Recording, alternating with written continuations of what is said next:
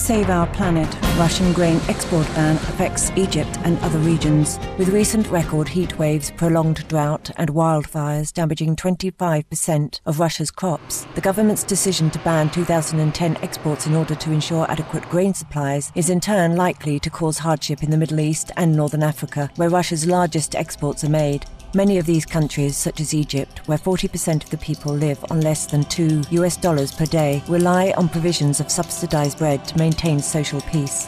The loss of Russia's wheat this year will inevitably result in rising grain prices, which could have obvious adverse effects. Egypt, which in 2009 imported a third of Russia's overseas wheat supplies and relied on Russia for 59% of her wheat imports, currently has a 4-month supply of grain and has issued requests to obtain wheat from other countries. However, the government states that it expects the higher grain prices will cost up to $705 million, an amount that will hinder its ability to begin reducing debt. Meanwhile, with Russia's heatwave being labeled the most extreme in a millennium by the country's meteorological center, Russian President Dmitry Medvedev told the nation's Security Council that a change in approach is needed to address the more and more obvious effects of global warming.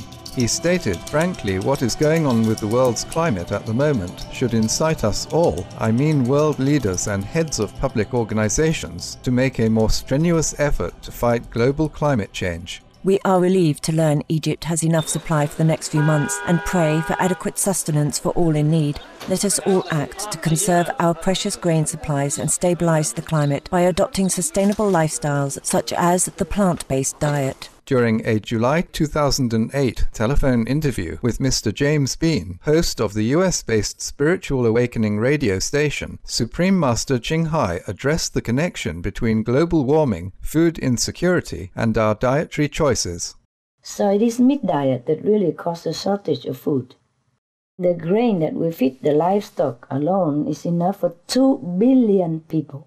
And it's not just about food shortage, it breeds war, because when people are hungry and insecure about food and famine everywhere, they might just do anything. And that's why we have war. So I think a vegetarian diet, it is truly necessary for us to survive.